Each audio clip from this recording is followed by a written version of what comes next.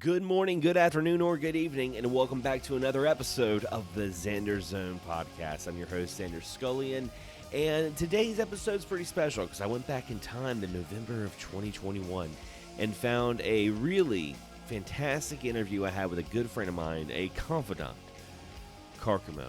Karcamo from Karcamo Gaming on YouTube, but he also does some live streaming. He's a jack of all trades, and crazy enough, he's also a pro wrestler down in South America. So this episode's a lot of fun because we talk about growing up in the 90s, we talk about importing games in the 90s, how different gaming was in South America compared to North America, and it's just an episode of two really good friends having a great conversation and catching up. So if you enjoyed this episode, again, guys, it's a little bit of housekeeping. Be sure to rate the show on your podcatcher of your choice. And if you want to see the full video interview, go to youtube.com/Xander Skullion. Anyway, guys, let's get into it. Hey, it's Karcamo. What's up, Karcamo? Hey, what's up, Xander? It's an honor and a privilege to be here. And from Panama with love, from the forger of pain, Karcamo. Greetings to every fan, viewer, friend of this awesome podcast with Xander Skullion. Indeed. It's always a pleasure. Hey, to have you that on was the show. good, man. You should good. hire me, man. That was good. You got me all hyped up. I was about to say it's always a pleasure to have you on the show. I know we both of us get really busy, but we've known each other for a long time. You know, I was thinking about it earlier today, Karcamo. I think we've known each other since like 2015, I want to say, or maybe 2014. Yeah. And I don't remember, how did we end up like texting to each other? Was it in a comment or Facebook? I don't remember. Well, I remember when I first watched your YouTube channel. The first video I ever saw is when you were riding rollerblades to get some amiibos, and you know, let's go back to that time, because you know that was a time when, you know, people now when they think of amiibos, right? Oh yeah, new amiibos coming out, old sold out. But dude, nobody gives a shit.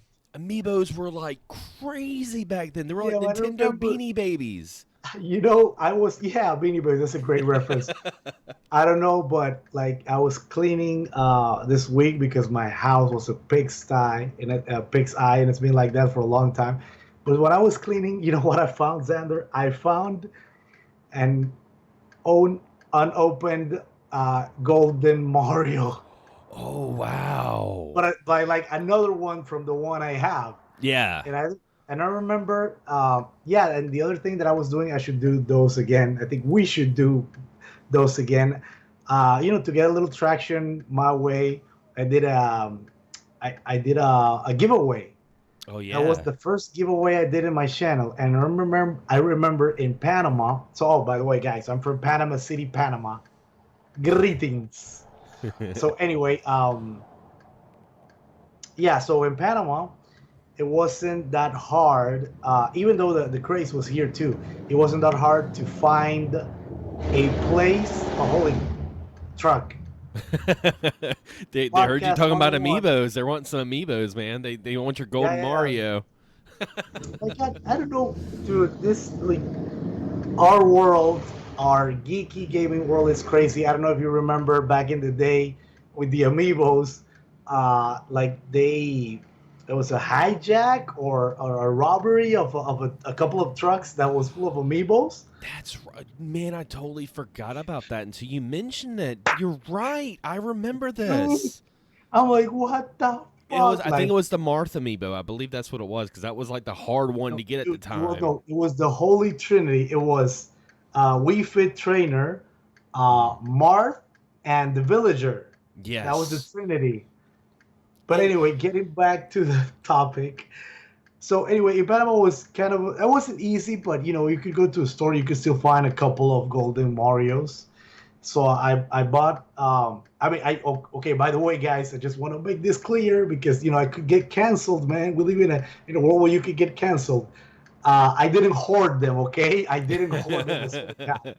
I just got maybe, if you see the video, the giveaway, because it's still there, I mean, you'll see how many, I think I got like 6, like I got like one for me, And and dude, there's so many awesome things just when I say the word that I know it's a topic for this podcast or a future podcast. But you know what I was gonna say? That uh, I'm one of the collectors, and you'll see where I'm going with this. I'm one of the collectors that, oh my god, I opened my shit. Yeah.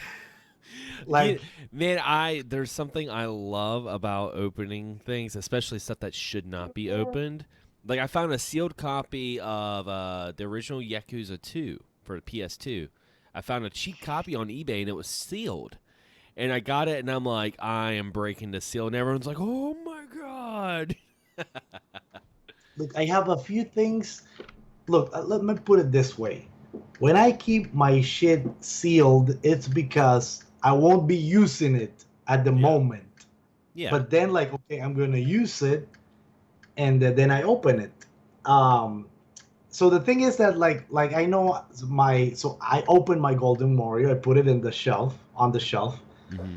and I think I kept one because it was still pretty cheap. It was $20 here in Panama. Now the amiibos are like $10 here because yeah, nobody wants them. Yeah. Uh, And over here where I'm at, the GameStops barely carry them. Walmart doesn't even carry them anymore. It's yeah, weird. incredible. But anyway, the thing is that so yeah, I'm the collector that opens his stuff, and I'm also not the hoarding type or the reseller. So don't get scared when you hear and see the podcast like, oh my god, this guy hoarded golden Warriors. No Well, wonder we didn't get that much in the United States. to be fair, Karcamo, I mean, you are a professional wrestler, a hardcore wrestler. You have face paint. You breathe fire. I've seen your head busted open more than anything else. I don't Oh think yeah, check that I out, man. Oh, check that. Oh yeah. my god. I don't think anyone's gonna be beating down your door to get your collectibles, Karcamo. I don't think it's gonna happen. And if they do, Godspeed. Yeah, man. But dude, yeah, it's a great world. I mean, it's yeah, it's I mean, that's not an understatement because I mean it's a great world, and at the same time we're having shitty times. But what I was gonna say, like we live, I never thought in my life this was gonna be like the golden era for us, the gamers, the geeks, Oh the yeah. is otaku. That term's still a thing. You know, the people that love anime, that I love everything that I just mentioned, like all the weird licenses, the obscure, man, everything, dude. It's everything for the taking. We were getting video games, we're getting action figures up the ass, Oh yeah. I and remember yeah, I remember there was a time that it was very rare that you would find video game action figures or toys. Like that was a rare thing. If you saw like a Sonic plush, you bought that yeah, shit. You bought it yeah. Look, because it that's wasn't so. Dude, around. it's same thing in Panama, and in Panama, I mean, you know, the country, my country is still a little bit slow compared to you guys, but yeah, we'd achieved great things, and but still it's hard to get some licenses because, and it's incredible, you know, Panama is an international fucking hub, so we get Europeans, we get people from Asia, Japan, United States, you name it, Yeah. and we still don't, and look, I don't know if I think I'm even ashamed of admitting this, but we don't have Walmart and we don't have Target. Oh, that sounds like paradise. Yeah. No Really. Walmart? Oh my god. I can't stand Walmart. Walmart's like Walmart's like anxiety fuel. I mean, the place is like fluorescent white, like you just got abducted by an aliens. But it doesn't even have cool aliens. It just has like rednecks on hover rounds. That's Dude, all it you know, is. the things I've seen. I haven't been to the U.S. that many times. Like I always, I think I've been in L.A. is where I've been the most. Hmm. No, I mean Florida. Been in Florida like 8 times. I've been in LA just for the E3. I went 5 years straight, so I've been to LA 5 times. But so this year, yeah, it was this year in January. So yeah, literally, I went to Florida, and the New Year, I got the New Year's during the traveling. Mm-hmm. So I was traveling, but I was cool. I thinking, oh my God, it's a great way to start this 2021. I'm in another country, like, Oh and well, yeah. it's yeah, but it totally wasn't. It wasn't an awesome year. That's the bad thing. Oh But no. anyway, yeah, I digress. So the thing, I went to Walmart, and all the fucking stuff that I've seen on the fucking memes, on the natural news, on the Well, interwebs about the Walmart people, it's true. well, you That went I to, was, it's Karcamo. true, man. You went to the Florida Walmart. Where were you? Were you in Florida when you went to Walmart, or was it L.A.? No, Florida, Florida. Oh, This year, so, Florida. okay. You, my friend, you not only experienced Walmart, you experienced the mecca of people of Walmart. This is like most of those memes are probably from Florida. Like, Yeah. oh my god, that's fucking that's fucking So anyway, hilarious. I saw everything, dude. I was like, but I mean, for me, it was amazing. I mean, this but I don't want to this talk person bad has no about pants. Americans, but we Panamanians are crazy. But you take the fucking cake, you fucking Americans, dude. I saw some shit, and I only went to Walmart a couple of times because I was looking like NECA action figures Oh because for yeah. some stupid reason, no fucking store or little store brings NECA to Panama. So Oh anyway, wow. Yeah, they're so, and all I over saw Walmart. yeah, I know, and Walmart and Target. So I saw like the lady, and I don't mean to fat shame anyone, but the lady that was 8,000 pounds, and she had like this, like, she was in the cart, and she had like the thing where the love handles will spill, and had like that, like her ass was like this. Dude, I saw like it just a couple of visits. It was like maybe I could do four top tens of people at Walmart. I believe it. I believe I it. saw like the girl with the tiger print with that's so popular, man. I'm like, I can't believe this is actually a cliche. Because it was a cliche. I've seen 100 videos, maybe not 100, but I've seen a lot of videos of top tens of people at Walmart. And so the other thing that happened is that I went to a Walmart, and I saw with my own two eyes a Karen Oh, live. a Florida Walmart Karen at that. Yeah, yeah, so it was. I Man. was, and the same stories, but dude, like obviously, guys, I'm kidding. I love Americans. Yeah, Um, you gotta. I think that's freaking hilarious. You I'm, I'm know. I'm I'm almost half American, but anyway, the thing is that, so what I was about to say, that's why you have to do the context before people thinks anything wrong about me, and I do this with the best intentions. Is that still can't believe that all the cliches. I know obviously you Americans are more than that, but like the slightest thing I found in a meme, I didn't think it was gonna experience that. So that's what I'm saying. It was just so easy. I went to Yeah. a wall, and it was right there, like the Karen that didn't want to put her fucking mask, and she was like in dude, in the whole speech, dude, I couldn't believe Oh it. She was yeah. like the white privilege, like Yeah. this is a free country. I have a right not to wear a mask on a private establishment that I don't own. And then you know what happened, Xander? Like, and I was watching the thing because I was just getting inside Walmart. That was like my first impression. And it's so I don't know if you guys are like that, but we Panamanians are like real bochinchosos. We're like really nosy. Oh So I yeah. just Oh I yeah. just We love the tea. We love the okay. tea. So I got into a corner because I wanted to watch the whole thing. But then, yeah, man, I'm like, oh my God, I'm in fucking Disneyland, America, Disneyland. All the things that I've seen, Well, I mean, it's one of those things like you, I could I totally understand this because I could see where you're like this is the internet over exaggerating. This is something that just for fun and jokes, but no, that shit is real. It is so yeah. real. I'll tell you because It, I live in the South, man. This shit's real. Yeah. So the other Yeah. thing that happened, I'm gonna tell you what was my cue because I couldn't see the whole thing. I was waiting for the security to come and take the lady out, Mm-hmm. and then it happened. People started whipping out their cell phones to record the thing, and I Did was you okay. This did is you my hear? cue. So Let me ask you. so I just walked away. Did you hear anybody yell out "World Star"? No, no, no, I didn't. Oh, that's the only thing you were missing. That's the only thing you were missing. So I didn't get the platinum. Just got the gold trophy. Yep, yep. You got the golden trophy on that one. That yeah. If you would have heard someone yell out World Star," that would have been a platinum right there. Bloop. Dude, I was so close, but I didn't do that bad on my first visit to Walmart, to Florida's Walmart, because I've been to all the Walmarts. Mhm. But the point that I was making is that, so you guys have Target, dude. I love Target. The fucking clearances.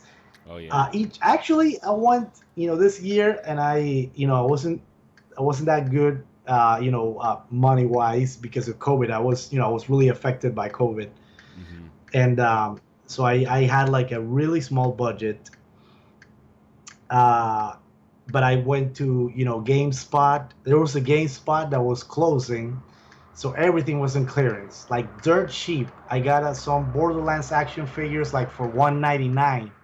Oh wow. Yeah, I got two of them, and then I went to Target. I had clearance. I got a couple of McFarlane DC Universe figures. Um, I went to a whole bunch of like comic shops, awesome comic shop. Hmm. And but yeah, I was mainly going through Walmart, Target, and Best Buy. Oh yeah. And last time I went to Best Buy, they didn't have like toys, like action figures, just like the electronics and gaming stuff.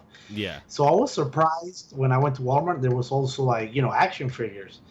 Yeah. And the other thing that I saw, dude, I can't believe it, Xander. I'm sorry to interrupt, but I gotta get this out of my chest. The other thing that I saw that I had no idea, and this is another topic, man. Uh, so I'm a physical collector. I love physical. I love preservation. So I try to get. And speaking about the golden age for us now, we have all these third-party companies that they do physical, games Hmm. for the Switch, for the PS4, PS5 now, and for sometimes we get like relaunch. Not too long ago, maybe it was last year. I got it.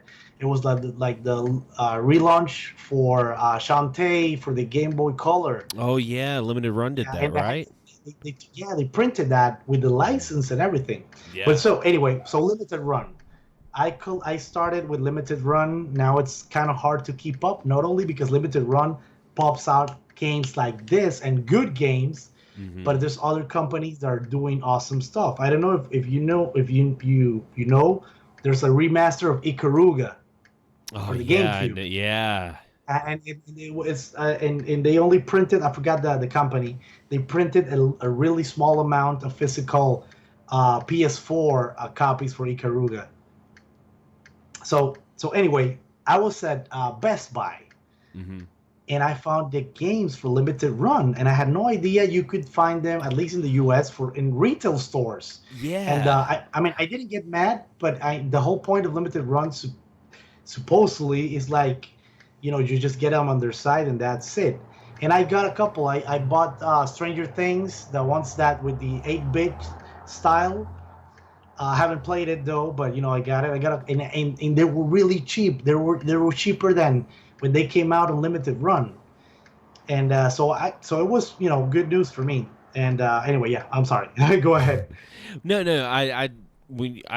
When you mentioned limited run and Best Buy, like it took me a second, but yeah, you are right. There is limited run supply at Best Buy, which is insane. But you know, uh, one of the things that I definitely wanted to add to this podcast, and one of the reasons why I definitely wanted you to be one of my first guests on this podcast, is something that you kind of just mentioned earlier before we got into like the Walmart talk, and that was the gaming and how you profess that we're in the golden age and how Yeah. how things are now, and I was just like, that makes me want to start a show, and that like this is a show that I want to do where I want to not just focus on video games and game talk, but the fans and the people that are passionate about gaming, like how gaming has sprout out into other fields. Like, for instance, you're a professional wrestler, you have a production company, you're a YouTuber, and you're a content creator and influencer. And that's something that, I was like, man, I got to get Karcamo on. And there's a couple other people that I really want to get on. And I just would love to have listeners hear the story and hear how it all comes about. Because, I mean, not many people wake up and say, hey, I want to be a professional wrestler and become a professional wrestler. So I think that should be the first thing that we start with, Karcamo. Like, what made you decide to become a professional wrestler? So when you're a kid and you want to be like a fireman, policeman, like a doctor, nurse, whatnot, an aviator, whatever. And then, you grow up. It's not that these professions are bad. What I'm saying is, for the most part, you grow up and then you change your mind, or you find your true passion. So what happened to me was basically that I didn't. I didn't grow up, man, because when I was a kid, the first memory, and I could be mistaken because obviously it was a long time ago, but this is how I still remember. When I was 4 years old, back in 1986, I don't know if it was a rerun or what, but I saw WrestleMania 3. No, yeah, 3. Sorry, man. English is not my first language. No, you're 3. good. Yeah. Okay, thanks, man. Appreciate it.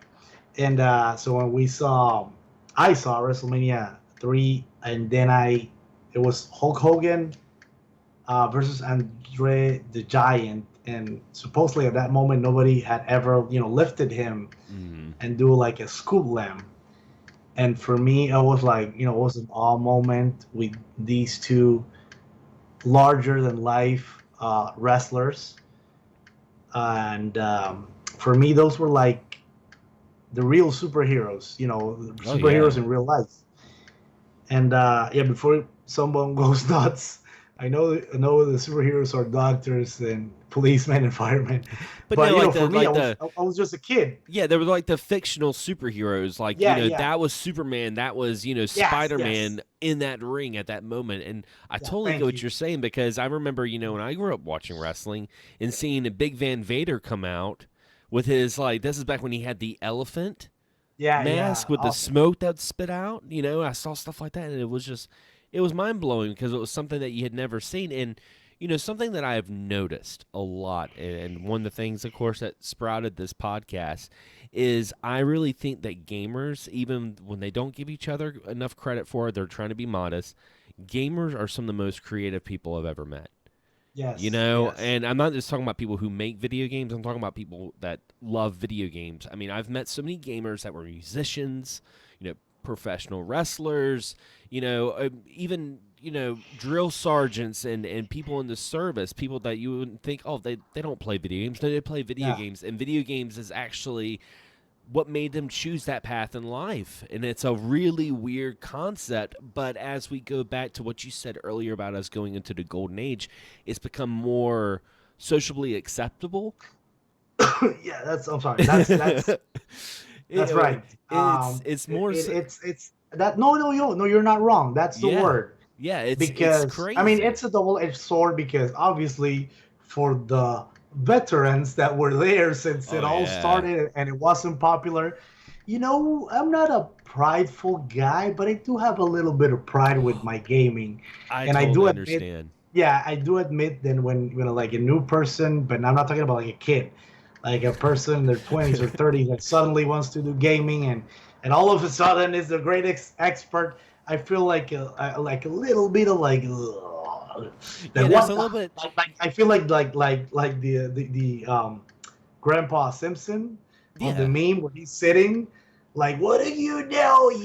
There's that sense of resentment, because I can remember, and this wasn't that long ago. This is like 2011, 2010. I've always had a game collection. Because I never got rid of much of my stuff. I mean, I'd always had like at least a bookshelf of video games.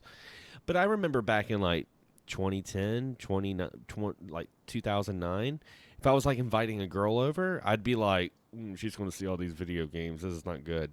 Like I was like kind of scared. But now, my living room is like just nerd. Yes. And I hate using that term, nerd. I hate using it. Yeah, me too. I hate it, man. But if you go nowadays, and I'm sure that maybe for also for the people in America, it's maybe it's more common, but here in Panama, and I mean, obviously, I'm not talking about like right now, like since a couple of years now. Every restaurant, every store wants to put something gaming related, and I'm not just talking about to sell like to, like on display, like just have like a Mario on the counter on the restaurant. Yeah, it is. It's crazy.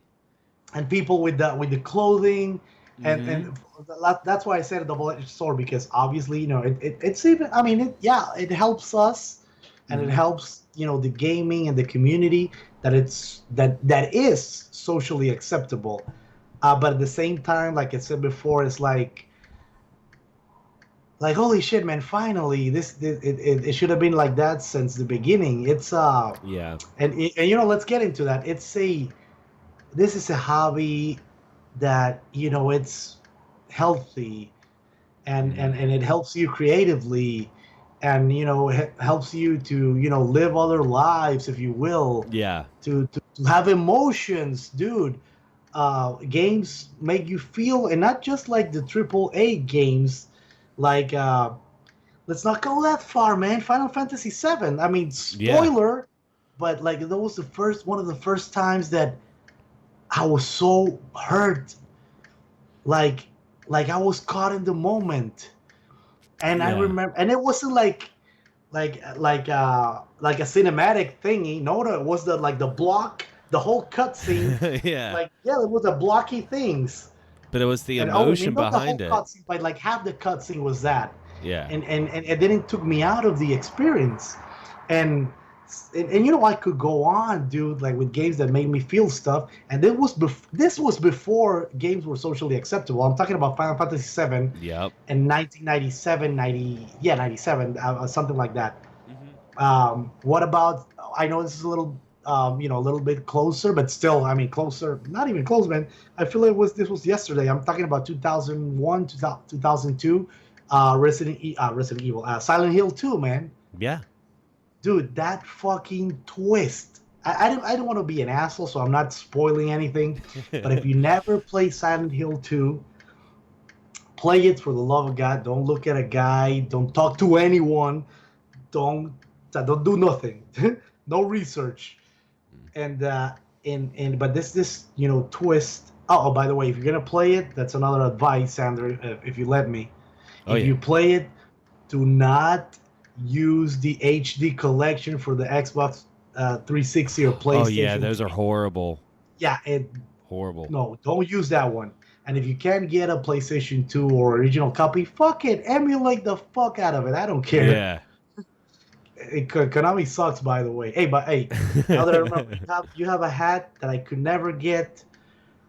My birthday's gonna be on November, so if you wanna give me a Make Konami Better Again hat. Yeah, you know what? I don't even have that hat anymore. I had to stop. I had to stop wearing it. That hat? I had to stop wearing it.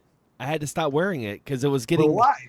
Because it was just getting so crazy over here. Like the people would see the hat with the white lighting, like the white lettering, and they automatically thought I was a Trump supporter. And they'd be like, "What?" And they're like, "What's a Konami?" And I'm like, "It's a video game." And like they didn't understand the joke. And like some people, they would see the hat and they would read Konami and they'd be like, "Oh, I thought it was something else." I'm like, "No, that's this is a joke. This is like satire." I totally forgot the situation you guys have with with Trump. Holy shit, I forgot. Yeah, but that was the whole point of the joke, and that's why I loved it so much because it was a parody of Make America Great Again. The hat, the font was just like it. Yeah. And the color because it was a red hat. Mm-hmm. And I remember when you got that you did I loved it so much that it's still on my Instagram. I reposted it on my feed. Mm-hmm. And I'm like, holy shit, man, I need that fucking hat. Yeah, I remember I went to a Fayetteville Comic Con, and I wore that hat and my Foxhound shirt, and I'm cosplaying as a Konami fan. That's my cosplay. Great, great, awesome.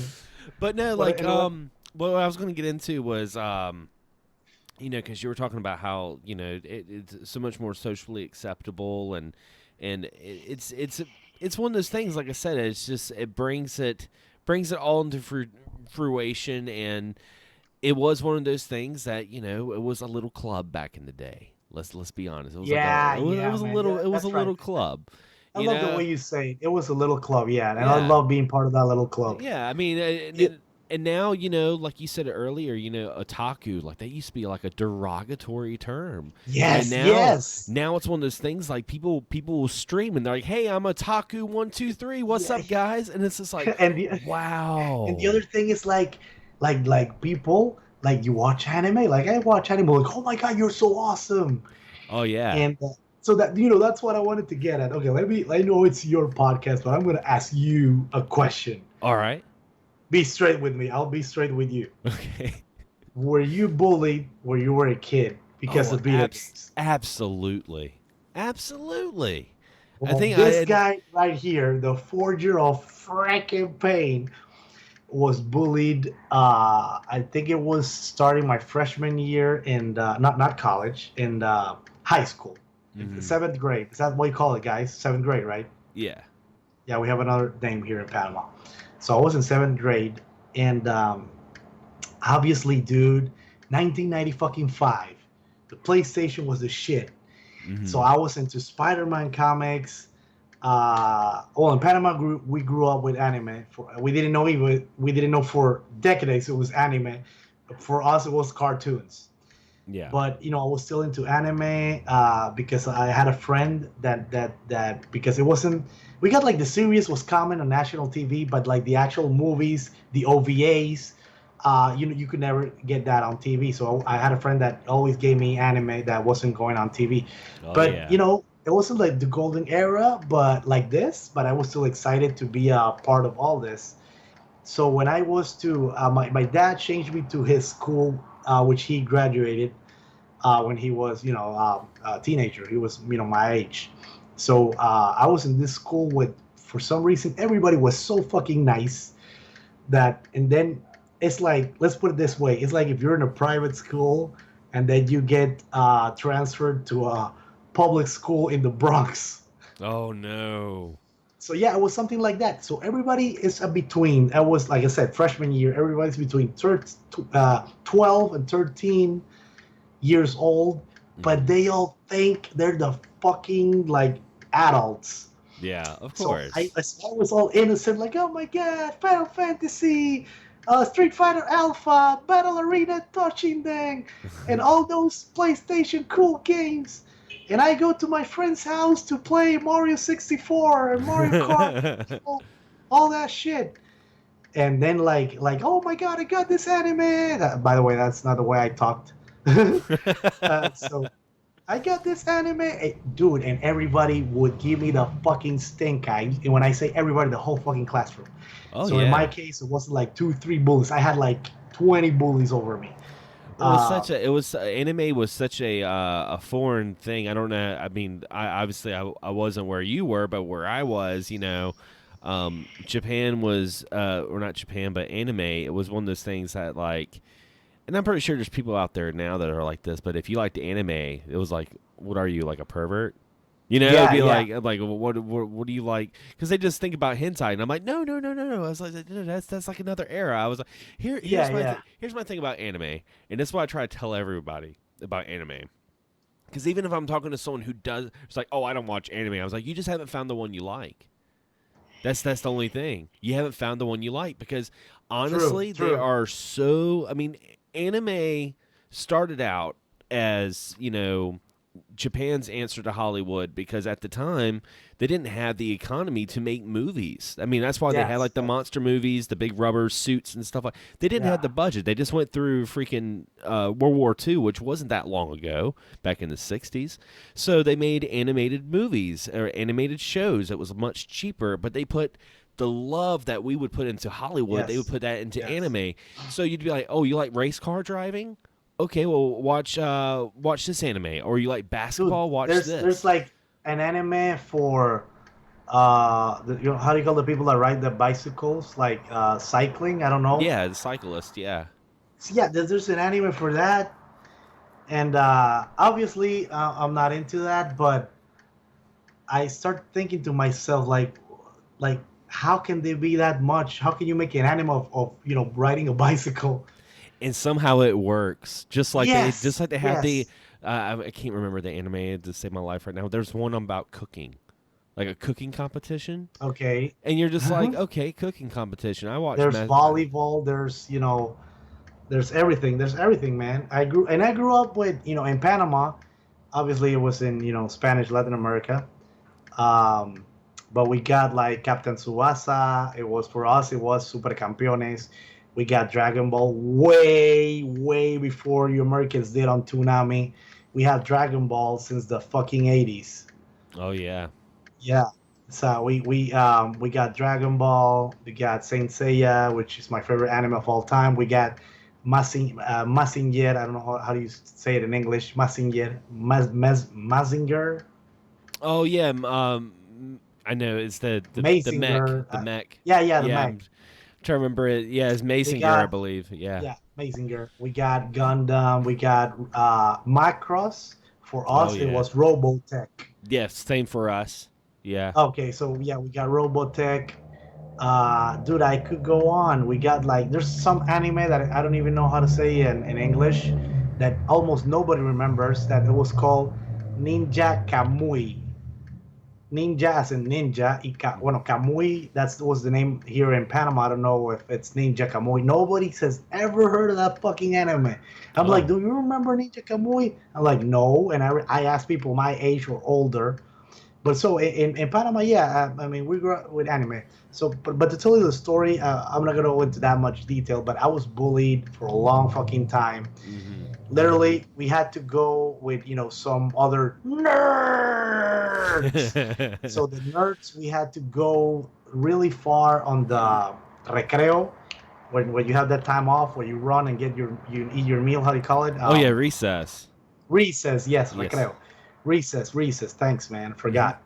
So in recess, we would go into a corner really far away from all the other assholes, and we started, just talking about gaming, reading our comics, talking about action figures, and but the thing that I when I remember these times, I do admit that I'm not a prideful person, but I do feel proud that I never changed because I know a lot of people that change because of pressure. Yep. And don't get me wrong, it's not like Karcamo, had this strong attitude. No, it was hard for me because Mm-hmm. as human beings, we always want to belong, Right. and in obviously, I felt like it didn't, but I still like never like doubted myself. I never was like second guessing. Mm-hmm. I never stopped playing. I never stopped getting the action figures. Oh, McFarlane back in the 90s and early 2000s, the sculpting has always been great, man. McFarlane. But Well, I anyway, mean, you found your. I mean, it sounds like you found yourself, which is something that some people even to this day still haven't done.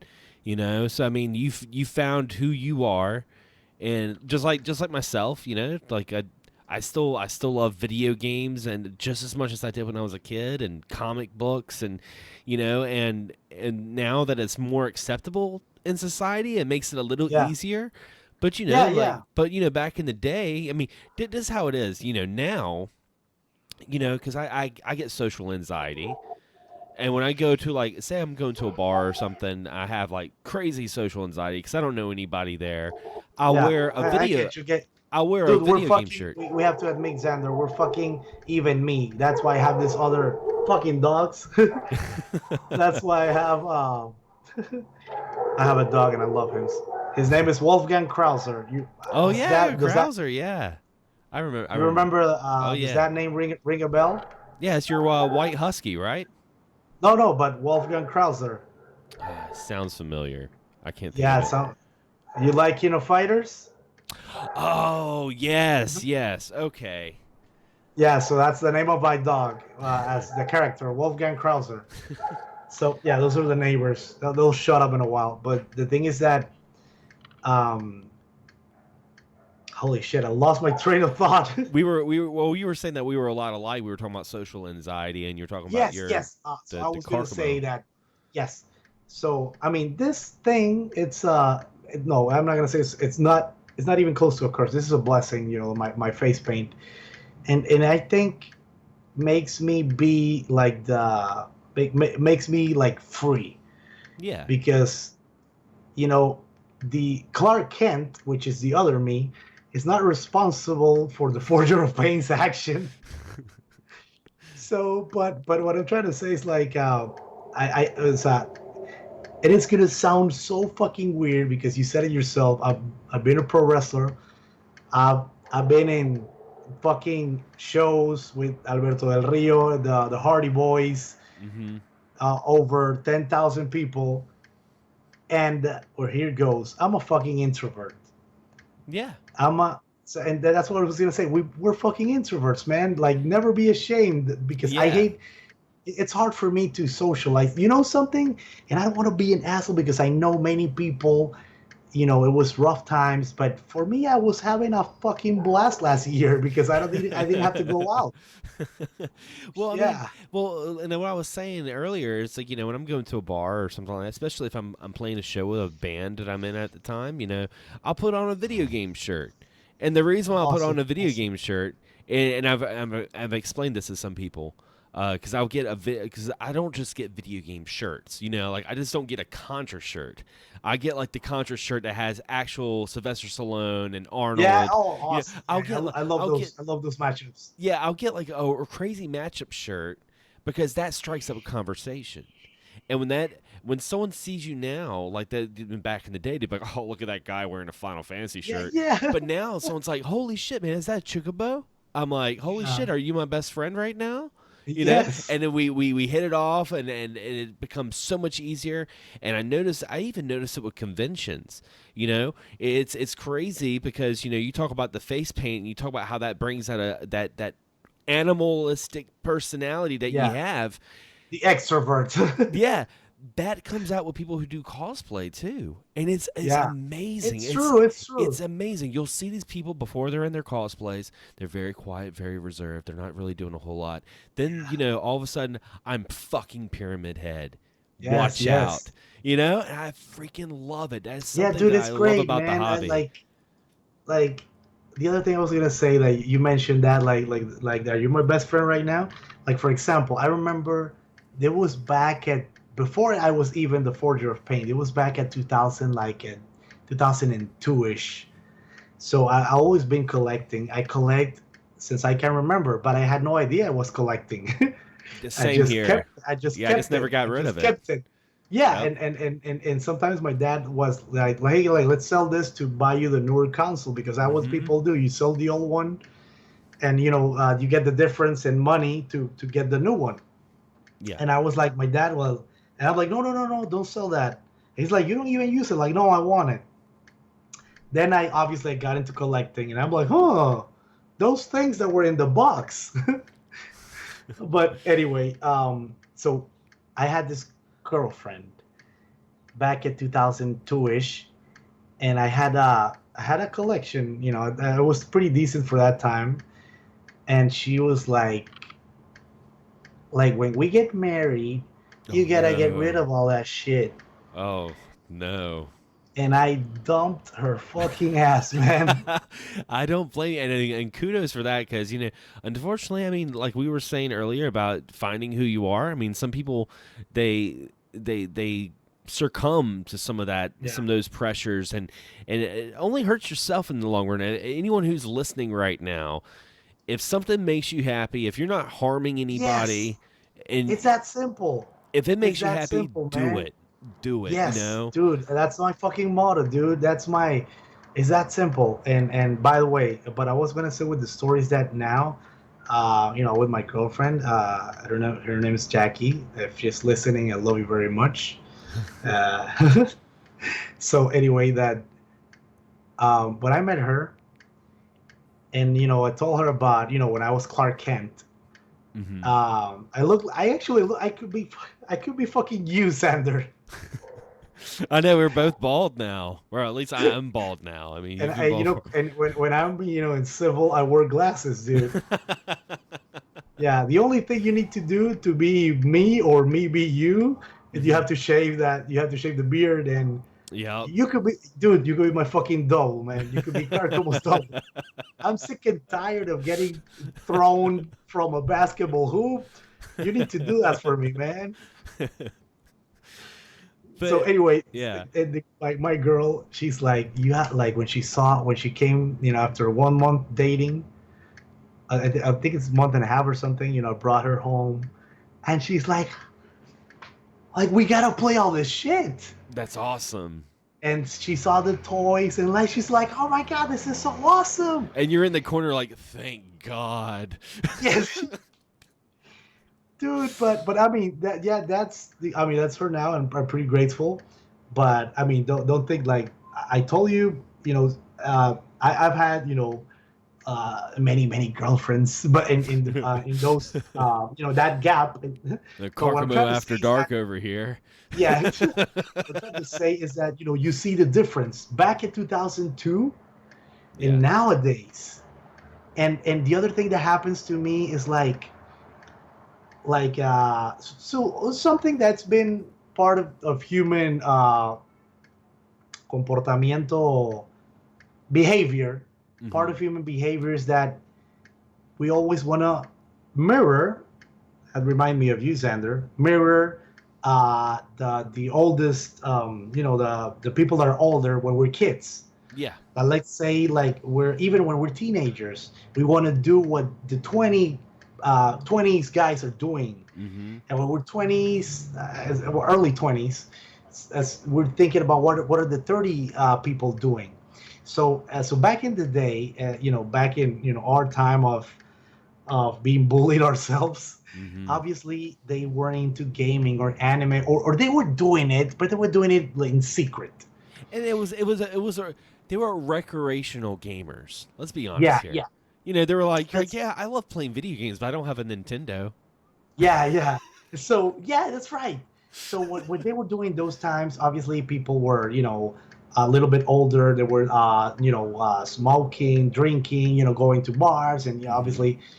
And nowadays, it's the other way around. Like when they're young, they wanna like have a collection, and I'm happy about that. They wanna have a Yeah. collection. They wanna do toy photography. They wanna do speed runs, and it has happened to me because I am almost 40, almost time for that exam. And yeah, oh my god, I'm so scared. How the hell, dude? It's been decades. How the hell there's not like a new technology, instead of doing that? I have no idea. It's So just we made fucking bees, sentient bees. Look it out, look it up. It's almost done. So we made sentient robot bees, but you can't go have a machine that looks at your fucking thing for cancer instead of sticking the fucking finger up your ass. Okay, anyway, I'm 39, and so like teenagers and 21s, and even younger kids, they always like, oh my god, man, I want to be like that guy. Like he does cool videos, and Hmm. he has a collection. I want to buy games. I want to get into gaming. And I do like that. But as always, I like to say to the people that look up to me or whatever, especially the dads, is that as any hobby, obviously, in when you do it in lots of amounts, how do you say that? Exaggeration. Mm-hmm. It's like it's unhealthy. Everything is unhealthy if you do it too much. Like if you exercise, even if you exercise Yeah. a lot, Yeah, you'll if get you drink too sick. much water, you'll die. Yes. You know? So it's look, my dad, I miss that guy. I love him.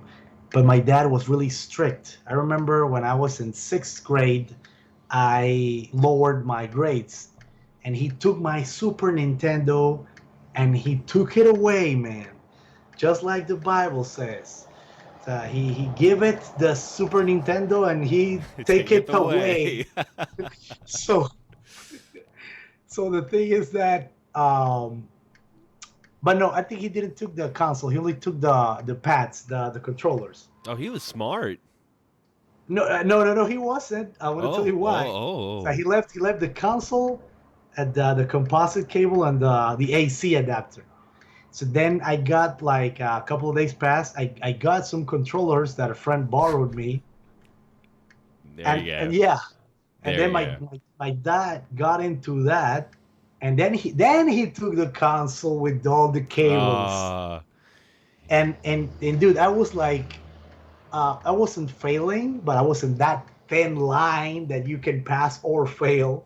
I feel so bad for the kids today because the kids You that feel bad for the kids I today? The let kids me today look. have so much fucking privilege. Oh, they do. They do. But this is why I feel bad for them because our generation are parents and we're not fucking stupid. Nothing against our Oh parents. yeah, Nothing I know against what our you mean. parents. But like now, like okay, I was dating this girl. She had kids, and this was during the pandemic, and they had to they had to learn from home and being kids the way they are, if they were left unsupervised, they'd be playing Fortnite, watching YouTube, doing this, not Sure. doing their school. But this is someone who grew up during the era of the internet's opening and Yes. blossoming. So I learned how to. I was like, oh, I'll just block these websites. You Yeah, just block yeah, the website. So yeah. That's right. I'll just change the Wi-Fi password. But our parents back in the day would be like, oh, I'm taking away your Super Nintendo. I'm taking away Super Mario World. It's like I was like, okay, Yeah, yeah, I got 20 more games to play, man. That's yeah. cool. So yeah. So anyway, my dad took away the whole thing when he caught up. He caught up, and it wasn't like one weekend. It was like 2 weeks, dude. He took it for the whole. So back in the day in Panama, we had bimesters, like 2 months, and he took it for the whole bimester. Oh no. Yes, and you know what I did, dude? I studied the fuck out of everything. I didn't care about learning. I wanted my fucking SNES back. That reminds me, Karcamo. But it worked. That's the whole point. It worked. I got my grades way up. Yeah. Now, you reminded me when you were saying that you studied hard because you wanted to play video games. I learned how to do my times three timetables because I had to take a test back when I was like in second grade. I had to learn that math test. I had to pass it, and the reason why is because I really wanted to see Street Fighter in theaters. Wow. Was that worth it? Oh, I loved it. I mean, Oh, you did? I love when I was a kid, man. I was just happy to see M Bison on screen and Dude, Guile and Blanca. I was a really weird kid because when I saw it, it's I think I like it now for the nostalgia factor, and because it's the last movie with the fucking awesome role Julia. Mm-hmm. And Kylie Mina, it's what the fuck, man. Yeah, she's Kami, man. Give me a break. So anyway, but when I saw it when I was a kid, I hated it. I was like what the fuck's with? Where's the Hadouken? Where's the Oh that was? yeah. I'm like, was that a Shoryuken? That was a Shoryuken. And I always the thing is that I was a kid, but I was this fucking nerd kid that now that I'm older, I'm even more open to it when you adapt something that doesn't have to be just like the comic or the cartoon or the video game.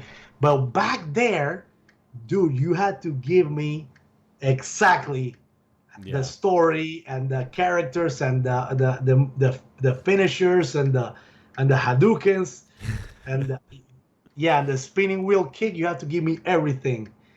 And when I saw Ken, I'm like, that doesn't look like Ken. I'm like, that doesn't look like Ryu. I remember Sagat, looked the part, maybe a little bit taller. The Yeah. the, the guy that did Zangief looked the part. It was Yeah. perfect, He was perfect perfect. casting. And E Honda was a Hawaiian guy. Dude, it Yeah. was it was a mess. And I wasn't even that mad with John Claude Van Damme as Guile. I actually liked it. But but yeah, man, I was a kid and I saw all through the bullshit. I saw it, man. Yeah.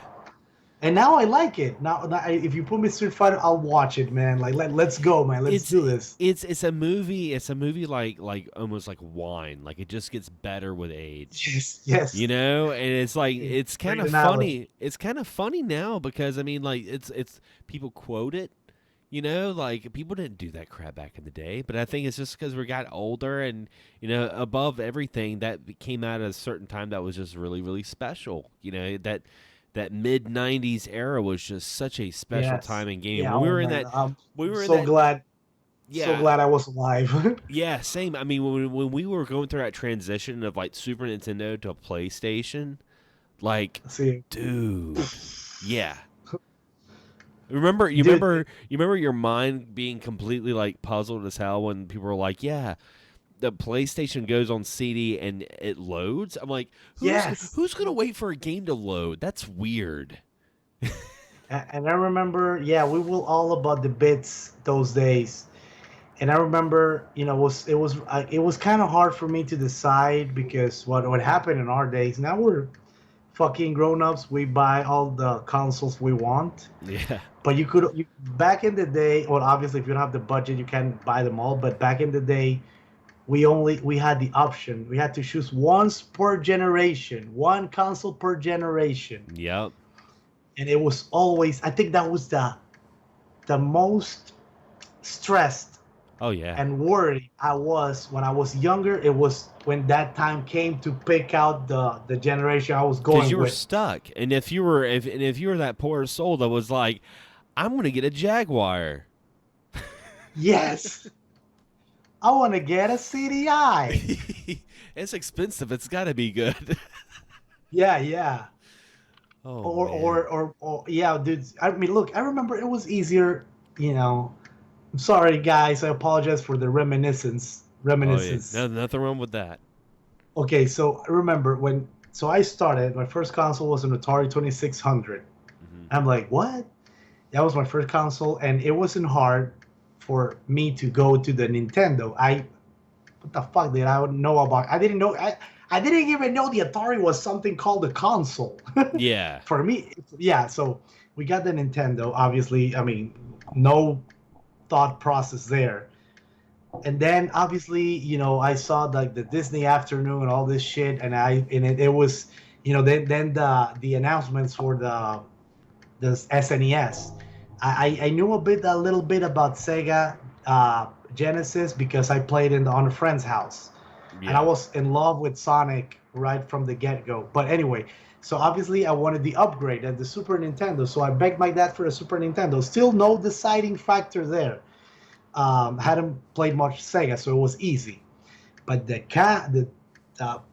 damn, that time came with that one of the I think it was the first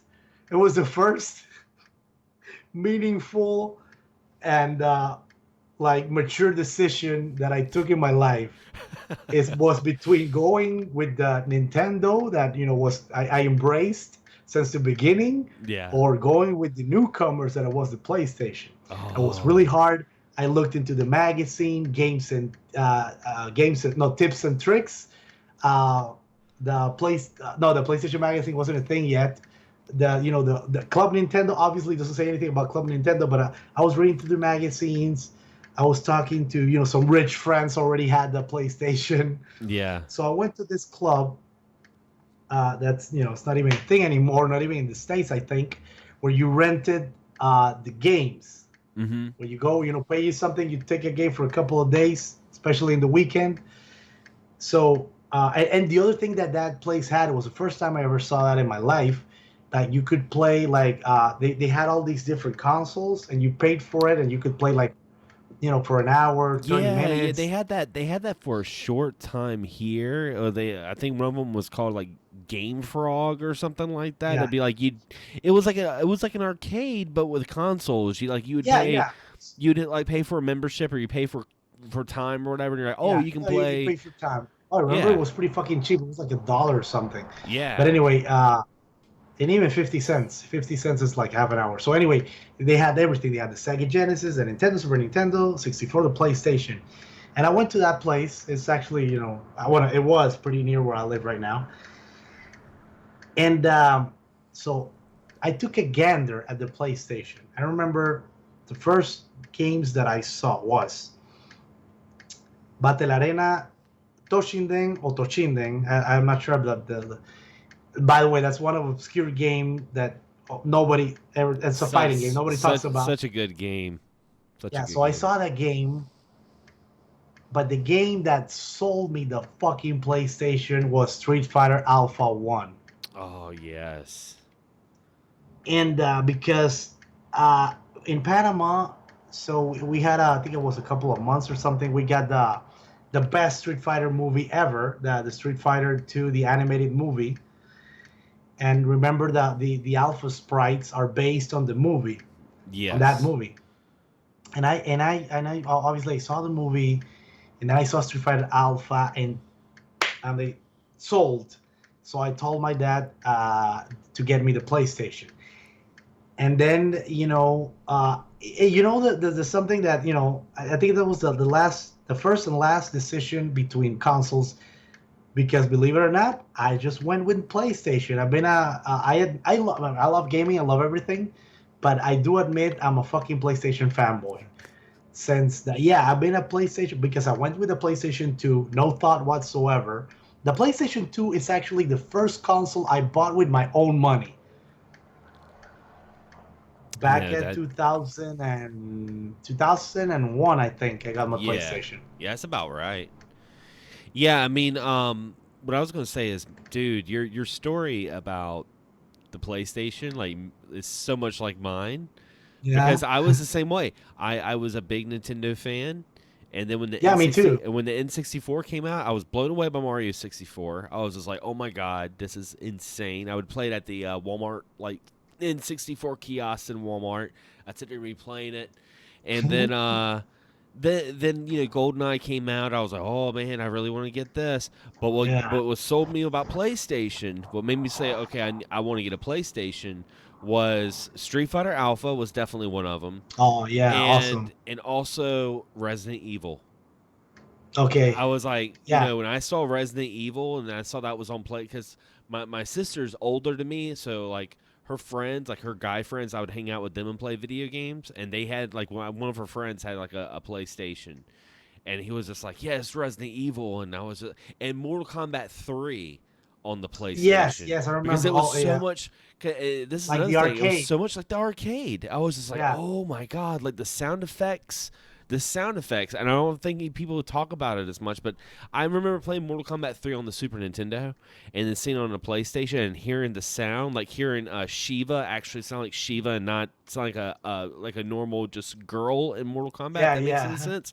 I was like, oh my god, that's how she sounds in the arcade. That's how Shiva sounds.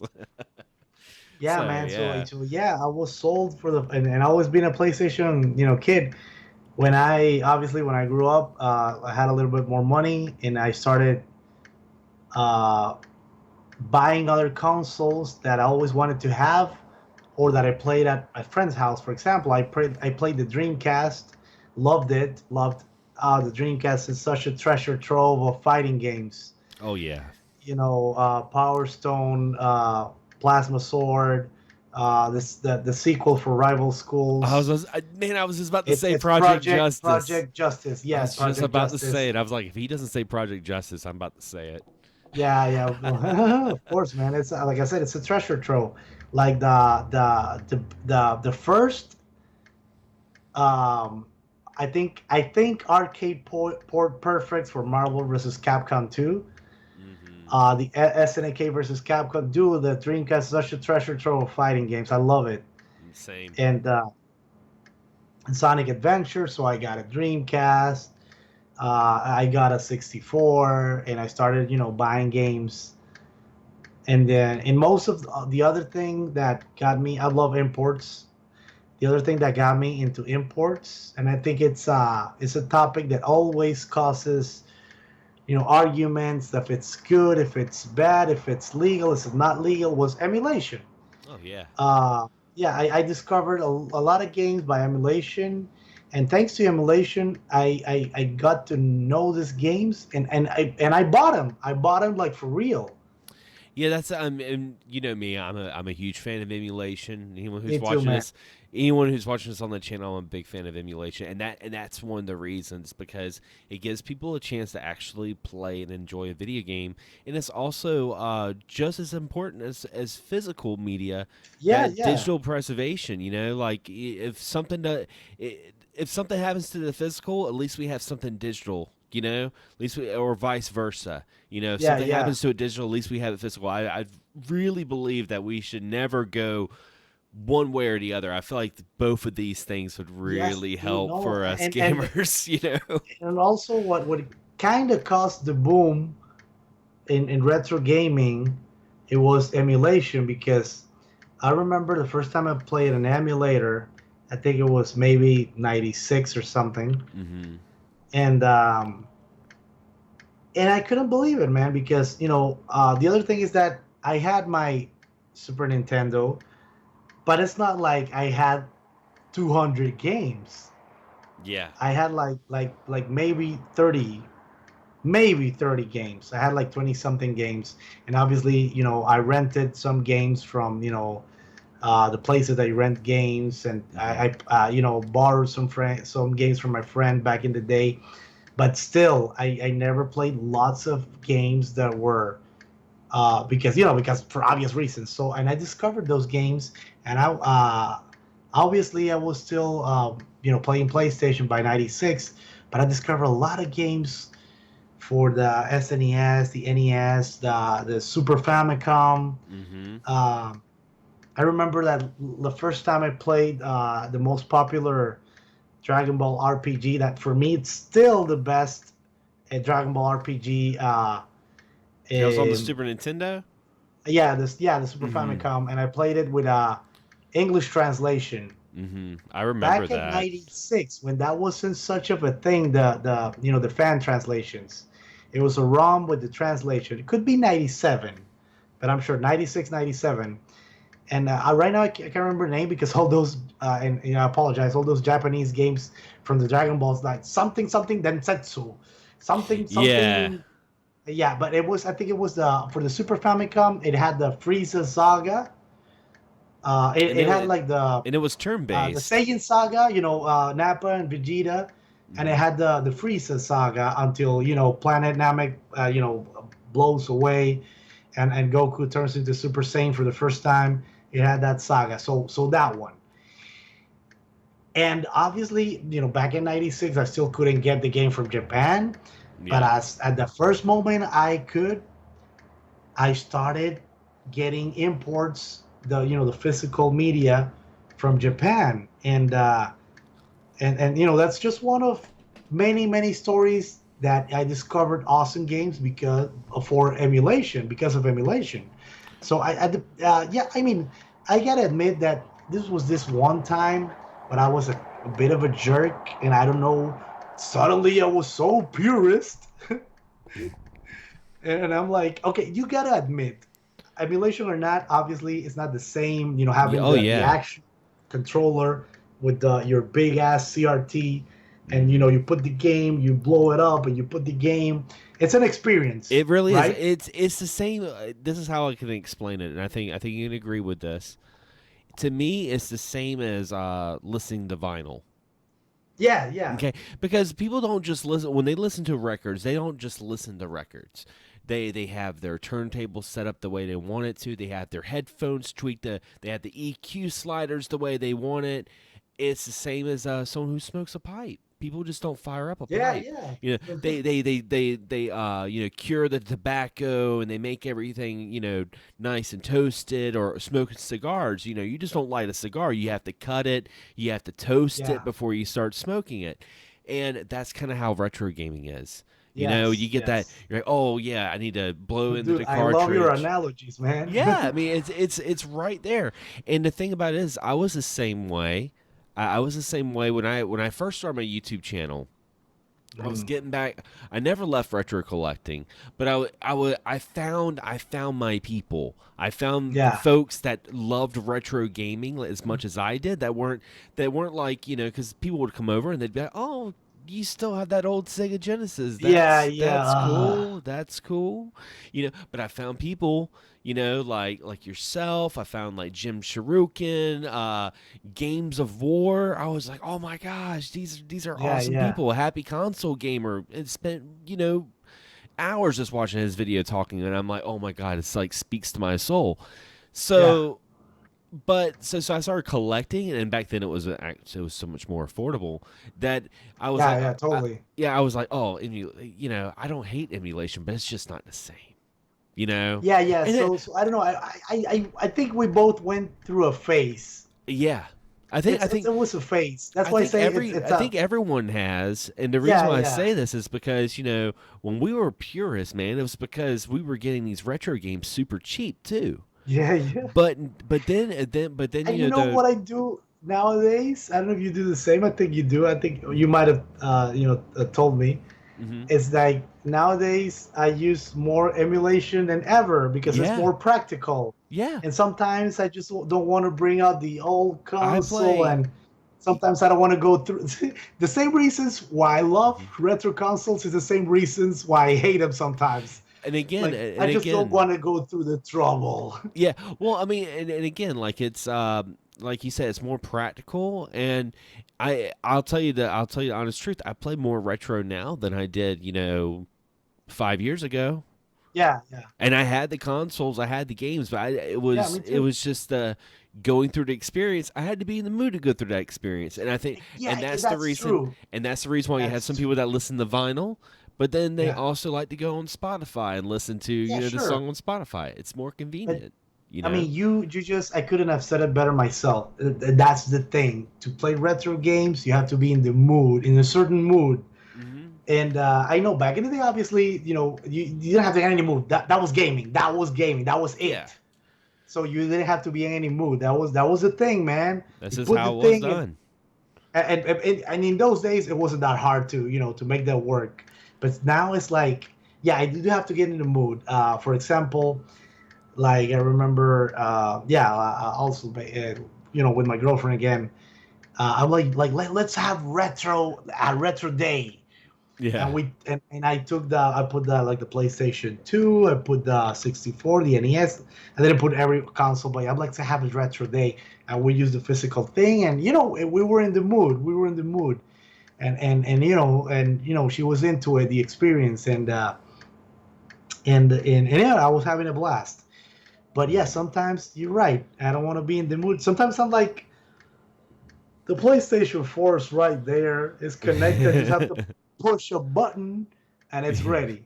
Yeah. And sometimes I'm here in the computer and And I'm like, I'm just sitting like, something. I want to play some Ninja Gaiden, and I just put it right there. And that's the reason why, like, I think I confuse the hell out of people sometimes, because I'm such an advocate for emulation. I will talk about emulation, but then I'll turn around and be like, oh, they're re-releasing this old game on the Switch. I'm going to buy this day one. And they're like, well, why are you going to buy it if you got emulation? I'm like, because I play my Switch and I like to play in handheld mode and I can take it with me.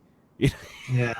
Yeah, I think I get it it. confuses a lot of people because they think that if you're in the emulation crowd, then you're just that you just don't buy any games and you just play emulation all day. Yeah, It's like, no, and I like physical media too, Yeah, man. Yeah, man. I just wanted to put out there the example for the phase we both went through. Mm-hmm. But then I don't remember. But then I realized what I mean, everything that I've been saying about my emulation, that it's really important that I owe a lot to emulation. We owe a lot to emulation. And now, yeah, I'm just chill. Like, if you want to play emulation, yeah, go ahead, play it, man. Like, if you want to buy the physical thing, go ahead and play it. And I don't think so. I know I'm in the gray area. Ooh, beware of the sacrilege. But it's true. I mean, I love physical media. I know it's Yes. not for not I'm not even gonna say it's not for everyone. It's not for most out there. And but I love, yeah, preservation, the history that goes behind the game, what the developers went through. They worked with the limitations of the console. Mm-hmm. This had the idea. And but anyway, yeah, I love the story, I love the art books, I love everything physical, I love it. But at the same time, I'm aware, but I respect. Now I think that's the thing. Like, maybe I had delusions of grandeur when I was a purist. It's not like I'm not a purist anymore. I love physical media, Mm-hmm. but what I'm trying to say in just a few words, if you want to play it, go ahead. Like you said, Sander, if you're not doing anything wrong, you're happy with emulation, be my guest. Yeah, because I mean, when it all comes down to it, this is how I look at it. And after I mention this, we can go into the last little segment for the end of the show. Is that with emulation, like I love emulation because I love being able to talk to people that are able to play the games they want to play and hear that passion. When you have that Yeah, passionate gaming talk, it doesn't really. When do we ever go into the point where, like, say you and I are talking about Symphony of the Night, and we're yeah, talking about flipping that castle over. We're talking about, like, whipping Dracula in the beginning using the Hydro Storm and all that shit. yeah. But we never go into, like, you're never like, well, did you play this on, like, your PSP? Like, did you play that Yeah, yeah, version, that's or did right. you play the emulated version? Like, no, we're talking about fucking Castlevania Symphony of the Night, Yeah, and that's that's all that right. matters. And that's what, like, when I'm talking to people, I honestly, I'd rather talk about the game than, like, even the collecting. Like, when someone's like, "Oh, this is a really rare game," I don't care. How is that game? Dude, Like, why is it rare? Like, what makes it dude, good? You you know know? what I just found out today? What's that? I just found out that Valkyrie profile is rare. Oh yeah, yeah. That's a really hard game to come by. I had no idea. Let me tell you something. That is my favorite RPG of all fucking time. Is Valkyrie profile. I love that game, and I still listen to the original soundtrack every fucking day. The actually It's on my chill list of gaming music because it has such beautiful tunes. Oh yeah. And yeah, yeah, man, I love it. And I love everything about that game, like the art style, the sound effects, the music, the sprites, the story, the gameplay, And the this was mechanics. That on the game's this was perfect on the for on the play. PlayStation 1. Okay, because I always think I always get the PlayStation One version, and wasn't there one on the PSP? On the PSP. The PSP, the only difference is that it was the Japanese version, Mm-hmm. but on in English, and it had like cool cinematics. Actually, the PSP version is pretty cool. It's not a bad. There's no wrong way to play Valkyrie Profile. Like, Mm-hmm. if you want a little bit of extra content, but just a little bit, especially just the cutscenes, play the PSP version. But Mm-hmm. anyway, so I was watching a video. I don't know. It came up in my feed recommended. I don't know why. In Valkyrie profile, and the memories just started to pour in, Yeah.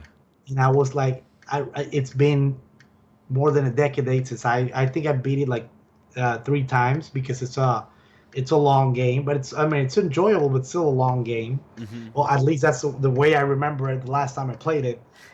And I'm like, I want to beat it again. I want to beat it again. And but suddenly, I don't know, man. Oh yeah, I was watching a video, and the guy was saying that it was a rare game. I'm like, really?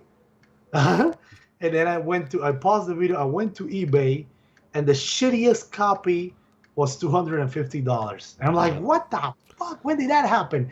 But what I'm going with this is that I'm just like you. I don't care if my games are rare or not. Yeah, it's I the just want to. passion to talk about it. Yeah, man. Like people will go nuts and pay so much money for a rare game, even if it's a bad game. Really? Yeah. Like, imagine you had to pay like I don't know. Tell me a bad game, whatever. Like Superman 64. Yeah, Superman 64. Yeah. Imagine Superman 64 was a rare game, but you know it. You know you played it. You know it's bad, or Oh you yeah. tried an emulator and you know it's bad. And the game is I don't know $800. Would you really? That's stupid. Buying a game just because you need it because it's rare. Yeah. And again, those kind of people, they fall out of the hobby after a while. I see it all Yeah, the time. yeah, man. They I haven't had a problem with collecting because I know my limits and like I don't pay. Like for example, there's this my most complete, and when I say complete, I'm also using that term very loosely Mhm. because I don't need to have every single. I'm not a full set kind of guy that Yeah. I have every single game. No, I have lots of games. I do admit, but from things that I like. Hmm. For example, on the PlayStation 3, I only have like maybe the first Call of Duties, which I liked, Hmm. and I don't have like all the Call of Duties for the PlayStation 3. But what I'm trying to say is that so on the PlayStation 2, it's my RPG collection, and it's there's like 300 or something games. I have a lot of PlayStation 2, but I don't know if you heard of the Hack Infection series. Oh yeah, yeah. On the Oh, PlayStation 2, it was like the I just epic yeah. freaking So I Japanese just need RPG. one. Yeah, yeah. I just need like one. Forgot which one, but I think it's the last game for the Dot Hack series. And that game, it's always been expensive. It's always been at least over 250. It could be even more now because suddenly, I don't know when this happened because I don't see what's trending or not. But suddenly, PlayStation is so expensive. I had no idea. When did And this happen? I'll tell you when it happened. It's because it's gotten to the point where it fluctuates. You know, the collecting fluctuates, and it all has to do with generations. That's why like GameCube right now is like going off the charts, and the reason why is because there's people who grew up with the GameCube. That was their Nintendo. Now they're in their Mm-hmm. 20s. Now they have the Mm. expendable income. They're reliving exactly what we went through, like in mid two Okay, okay, I thousands. get it. Yeah, and So, that's so why. the same thing's happening with PlayStation. Yeah, Oh, well, makes sense. But because yeah, man, you think about and uh, the PlayStation, it's like what, like is it's like it's over 25 years old now. it doesn't. Okay, 35. Yeah, you're right. Yeah. So those people that grew up during that 95 era, I mean, they got expendable income. They want to buy some stuff. Yeah, and the thing is that with I remember like literally 11 years ago, and I was still, well, obviously collecting, and everybody at the moment was still, collecting hardcore for the NES, especially the NES. I'm Hmm. talking about 2010. And people forgot about they weren't even buying PlayStation. I remember it was so few Oh collectors, yeah. at least on YouTube, that collected PlayStation. And I started buying, more PlayStation stuff, not because I was like, nobody's buying PlayStation. No, it's just because, well, I told you the story about the PlayStation, and I love the PlayStation. So, Yeah. but I noticed that the PlayStation games, and remember, keep in mind, I'm in Panama. We don't have thrift stores. We don't have flea markets. Yeah. Getting a retro game here, it's a pain in the ass. So I bought all my games, most of them, which obviously I didn't have. I bought them on eBay. So I was buying my things on eBay, and the PlayStation were like $10 a pop. Some games were $5 to $7 on eBay back at 2010. Obviously, there were some games because of the very sought after. You still got your Final Fantasy sevens. But there's not like, I think Final Fantasy 7 now, maybe, correct me if I'm wrong, I think the cheapest one goes for 70, $80. Yeah. And you could get Final Fantasy 7, look it up on eBay, like you could 20, $30, maybe even less. So yeah, so I and I bought a lot of PlayStation. I especially bought my whole PlayStation stuff back in the 2010s. And there's a couple of games I missed that I just was just curious and started looking some games that I wanted. That I've been meaning to want for a long time, but I wasn't in a hurry. And I'm watching the prices like, what the fuck happened here? And now I can't get them. Like those like the collector regrets. Oh That yeah.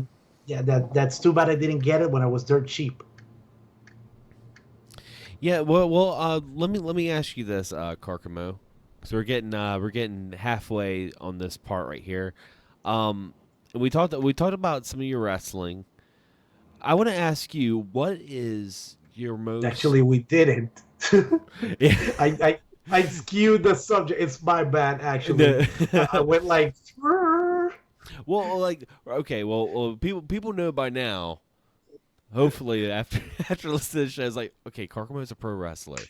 So let me let me ask you, Karkamo, what is your most memorable wrestling match? Like, what was one of your favorite opponents? Not most famous. I don't want to say Oh yeah, most I got it. I famous, got but it. like No, I got it. I favorite. got it. It was. I remember now. So I'm gonna go back and talk about. I'll try to make it fast. But when I mentioned you, Xander, that I never grew up, and when I was 4, I wanted to be a wrestler. I wanted to make videos because I always wonder how they, how do you make a video? I grew up watching horror films, and love video games. So I never grew up, and I never thought I could, but I did a career in every of those things. But I remember, and that goes in conjunction with the thing that I said, that I'm proud of myself for always being myself. It's a little redundant, but you get it. Um, so it got to a point where I was so bullied that I got into martial arts, and inspired. That's where gaming goes into place. Gaming is a huge part of my life because of Street Fighter. And at the moment, I didn't know better. So my favorite was Ryu and Ken. And I think now, I think it's wrong, the style, but they were like, people call them now Shotos, but they were supposedly students from Shotokan Karate, from Shotokan. I don't know how you say that. And so I wanted to be like Ryu and defend myself. And remember when you popped in Street Fighter 2, and you just let it sit, and then come like Ryu, like the kick, and it Yeah. says like Bio and everything. And I'm like, oh, Shotokan, or maybe I read it in the manual. I don't know. The thing is that I found out so I started practicing in that summer of that last bullied year. That was 1995.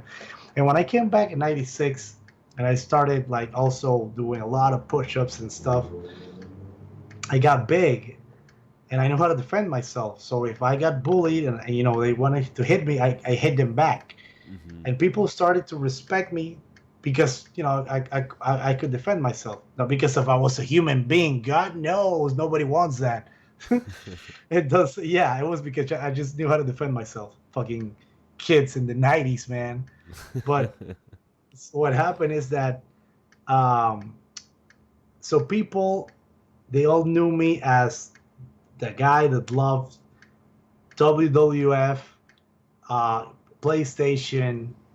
And when I remember, when after DX, the Generation X got separated, X-Pac was with Kane. They had a tag team. It was awesome. They both had their pyro with the cross chops, and Yeah, Kane that. with the flames. And you remember when X Pac told Kane he didn't have to use that little voice thing anymore. He's like, you Yeah, don't have to yeah. use it. That was like so cool.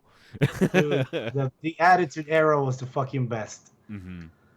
So anyway, and people, they used to call me X-Pac because I always did the thing. And so if you go to the my yearbook, on the little note thingy, below your picture, your graduation picture, it said like we know you're gonna make it on wrestling, the PlayStation, Xbox, DX, blah blah blah.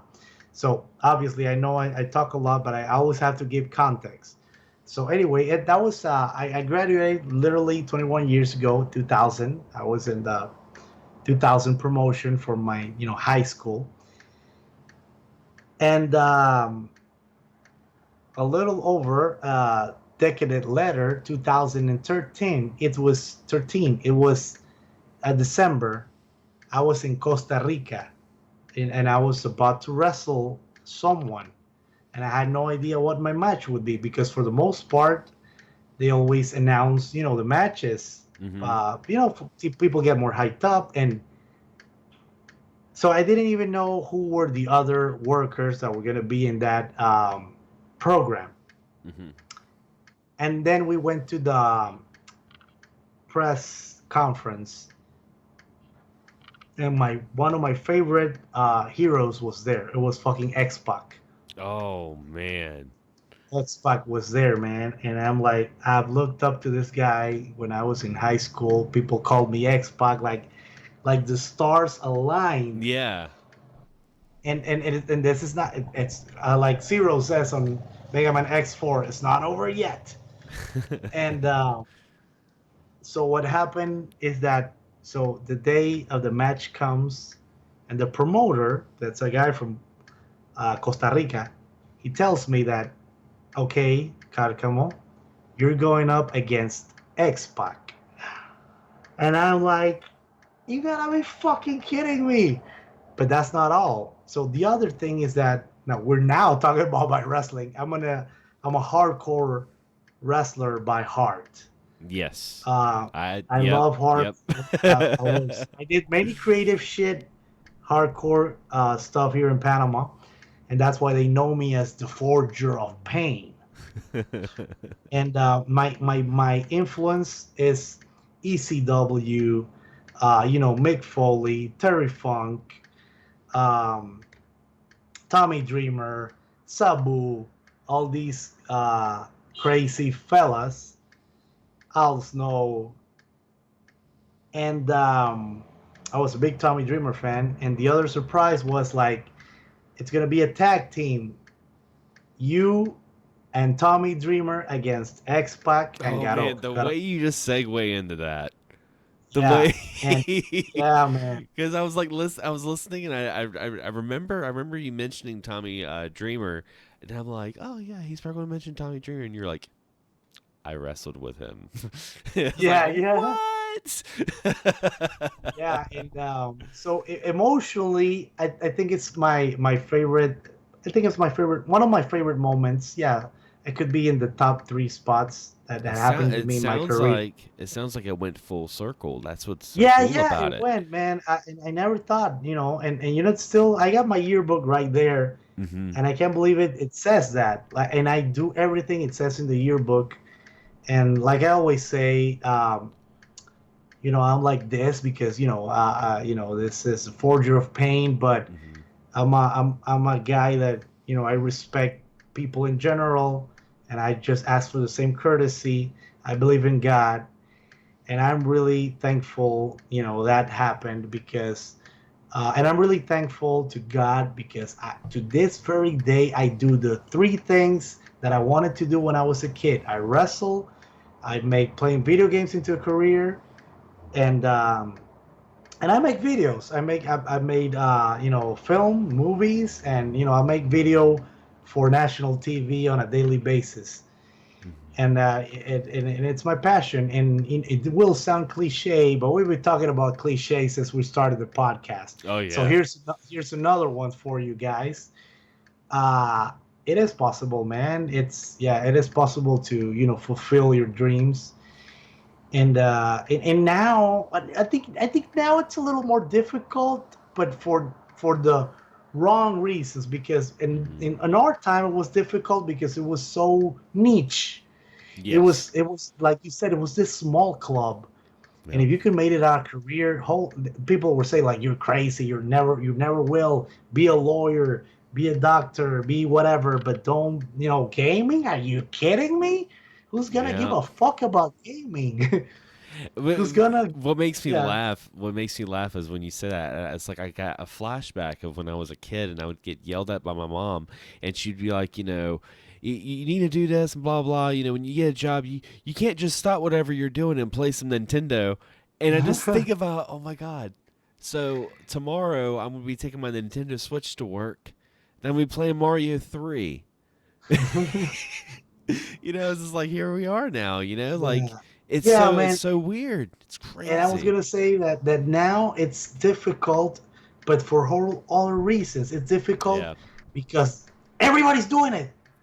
Yeah, Everybody's doing it, man. it's very competitive, and that is something that I will say that when I first met you, Karcamo, and I first started watching your channel and found out about your YouTube channel, one of the things that I was just like, holy shit, was not just the production value because it was like really really good. It was like TV quality, which makes sense, but it's because you like did those epic unboxing videos. And you gotta understand, I don't like unboxing videos. I don't watch unboxing videos. I think they're kind of boring. It's like, okay, I'm gonna open this up and cardboard and stuff like that. Yeah, yeah.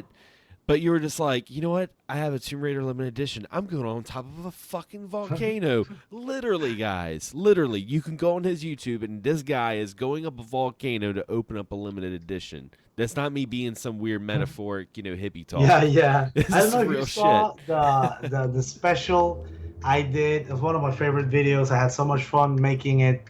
I did a collab with the two gyms with Jimmy Hapa from for the win, no import for the win, and Jim Fontenot, one of my best friends, Kichoryu. Mm. They were both in my video, and I did a review for an import PlayStation fighting game for Sailor Moon. I think it's Sailor Moon Super S or something, and it was this whole story, very fun. I also did one for Haunting Ground that I had no idea was that rare. I mean, Oh, when I yeah. made the video, I know it was rare, but I didn't know it was that rare. Um, and I had a lot of fun. But I think before we finish, I know I've been talking a lot, but I really enjoy your company. Oh, dude, it's And been a great, great episode. yeah, you're my fucking gaming geek otaku brother, man. And it's been a while, so I'm just venting here. Oh, But yeah. anyway, the thing that I wanted to make clear really quick because I think it's really important, and I don't want people to have the wrong impression that like it might seem sometimes like, oh, hey, this guy is just showing off because that's his career, he has the equipment, he's just showing off, but no. um so I thought to myself, how can I be different? And not only how can I be different, how can I please myself? Because my motto, one of my other mottos, is that I cannot please someone else unless I please myself. I know it sounded weird, but you know what I mean. But Yeah, and no. Like I get what you're saying because like when I make my YouTube videos or I do my podcasting, this is stuff that I do normally anyway. Like if we weren't doing a podcast, like Karcamo, if we were just hanging out, this is the kind of conversation we would be having right now. And when I get in front of the camera and I do my YouTube channel and I'm like talking about a video game, it doesn't matter. The reason why I yeah, get in front of the camera and the reason why I have this microphone here is because I love to entertain people, but mhm, I want to make sure that it's something I like doing. Like sometimes, yeah. And and I wanted to say something without. I don't want it to. Don't take this the wrong way, Sander. But this doesn't even feel like a podcast. I feel like I'm yeah, hanging out with you. yeah. I mean, and that's just the way I've always tried to do like the podcasting. Is always just like Yeah, I try to not structure it too much, but just sure, nice sure. organic conversation because like this is why this is the grand game audio because this is Yeah, like a yeah. And, grand and I know gaming you had a talk. few Yeah. questions. I apologize because No, you're good. suddenly I started talking and we started talking about people. So we weren't gonna even talk about that. But yeah, it's been what I love is it flows. It was organic. Hmm. It's real. It's fucking real. So but yeah, man, I just wanted to make clear that and you know, obviously I'm a producer, but I was being creative since I was a kid because of, you know, gaming influence, anime, Mm-hmm. cartoons, whatnot. And for example, I have this idea that with the Tomb Raider, actually, sometimes I killed two birds with one stone. Mm-hmm. So the highest summit we have in Panama City is El Volcán Baru, the Baru volcano. Mm-hmm. And it was the first time that I was going to hike for it. It takes about 12 to 16 hours. And I'm like, I might as well do a unboxing because I'm doing it anyway. So I might as well, you know, do something with it. That's And you know, awesome. yeah, Tomb Raider just came out. It was also perfect timing. Again, the stars, you know, this line lined You up. saw you saw the opportunity, you ran with Yeah, it. yes, I saw Yep. the opportunity and I took it. And then so, but in and yeah, man, I hiked up with the. So obviously I didn't have that much equipment. It was just my tripod, my audio, and my camera, and obviously the things with the collector edition. Now, if you are wondering if I took that gigantic box over there, no, I didn't. I just took the figure and the content, and then you'll see in the review some shots, some cool shots I did with the box. I did those another day after I went down the That's volcano. another thing. That's another thing about I really liked about or I like about your channel is you would have like these really cool like photorealistic like kind of Okay. pictures and stuff like that. It would be like you would have the footage of the unboxing and then you would have like a silhouette of the game and it would be Oh very yeah, sure. very photogenic and I was just like, man, that's really Yeah. freaking cool, you know. And something that I want to like, you know, leave for you people watching and listening to the podcast is that yeah, for us, you know, it's for as cliche as it sounds, and you read this on a what's the thing with the cookies that had the messages, fortune cookie. Fortune cookie. If if you read this in a fortune cookie or like those posts on Facebook, but it's true, man. You just have to, you know, work really hard. Don't listen to anybody. Like Stanley once says, like if you think it's a great idea, like, you know, stick to it. Obviously, I mean, yeah, it's good to hear, you know, positive criticism, but you know what I mean. Yeah. And the other thing is that like try new stuff or try. Oh, I think the best advice that I can give you is like really do it. Again, cliche, but it's true. Do it because you love it. Do it because you have Mhm. the passion. Do it because you want to share new shit that maybe you know about but other people don't know about. You want to share your experience. And some things that I've heard from other content creators is like, for example, like, oh, somebody already more famous than I did talked about this game or Oh about this yeah. series, so I'm not gonna talk about it. Like, no, man, do it because you could have a new take, and Mhm. it's your opinion. You're right. So And your opinion, it matters. you bring up a good point because it was even something today I was talking to someone on Facebook. They were talking about it was like it was very similar to what you were saying about doing it because you would enjoy it, not trying to you know Yeah. and don't feel like, oh, well, why this person has this and I deserve to have that.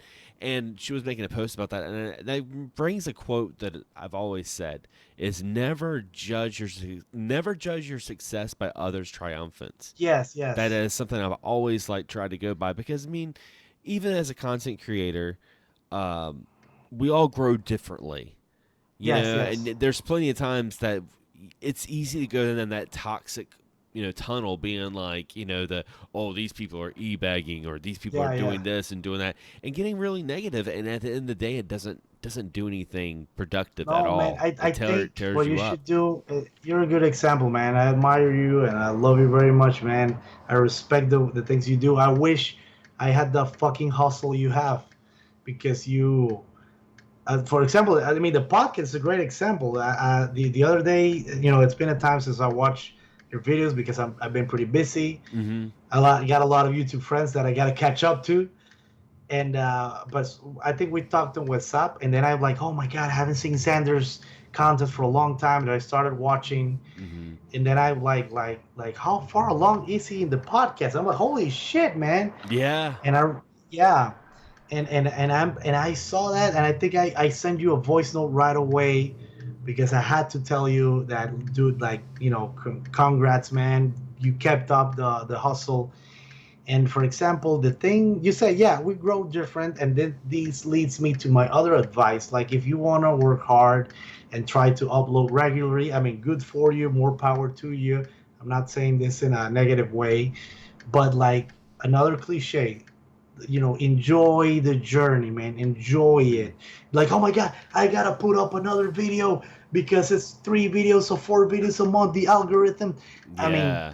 obviously sometimes you have to, do that hard work, do that sacrifice, but like, don't get yourselves worked up into it.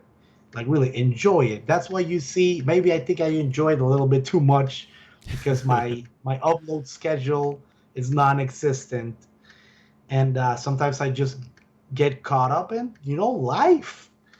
And but I'm not like sometimes I am thinking like, oh my god, I'm not thinking this. Actually, I'm not thinking, I gotta upload a video. No, like I want to make a video, and I feel it through my veins. Like, I Mm-hmm. really want to make with passion. And I sort of, I'm not kidding, like, with passion. Yeah. I want to talk about this game. I want to talk about that game. Oh my god! Suddenly I'm in the bathroom. I'm in the shower, and oh my god, I remember this game. I want to talk about this game, and then I get worked up because I So, haven't made a video, and I I, have so much to share. You I'm you see what I'm trying to say? yeah, I'm going to totally derail this, Karcamo, so I do apologize. But when you're like insinuating you're in the bathroom, you're like thinking about the game, and I'm like, so is he going to review Lufa because he dropped a Lufa? Like, Oh it's my a really god, good not a JRPG. bad idea. But But yeah, so that's what I'm trying to say. Like I don't get worked up. Like, I see it this way, like, the video would go up when the video would go up. That yeah. It's as simple as that. And I would love to YouTube to be. I want to make a living, and I know the way that I really have to change a little bit the way that I think.